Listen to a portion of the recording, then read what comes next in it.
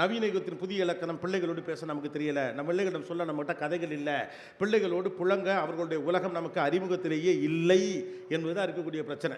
நம்மகிட்ட இருக்க ஒரே கதை, ஒரு ஊரில் ஒரு ராஜா இருந்தார். அந்த ராஜா செத்து 1000 வருஷம் ஆச்சு.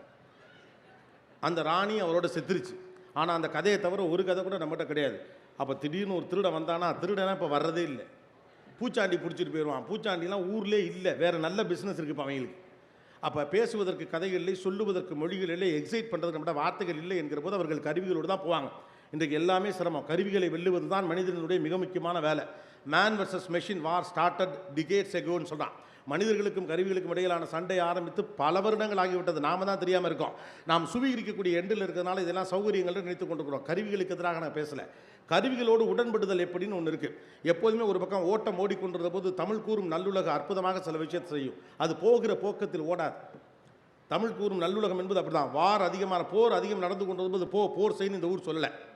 பணத்தை நோக்கி எல்லோரும் ஓடுகிற போது எல்லாம் ஓடு பணத்தை சம்பாதி இந்த ஊர் சொல்லலை.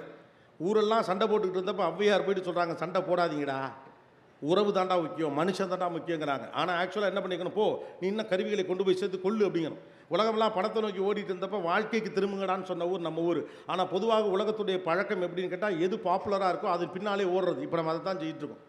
எது பாப்புலரோ அது பின்னால் ஓடிக்கிட்டே இருக்கும். உட்காந்து ரீடிஃபைன் பண்ணணும் அப்படின்னு யோசிக்க ஆரம்பிக்க வேண்டியது தான் நவீன யுகத்தின் புது இலக்கணம். பிள்ளைகளோடு பேசுங்கள், பிள்ளைகள் பேச வேண்டும் என்று எதிர்பார்க்காதீர்கள்.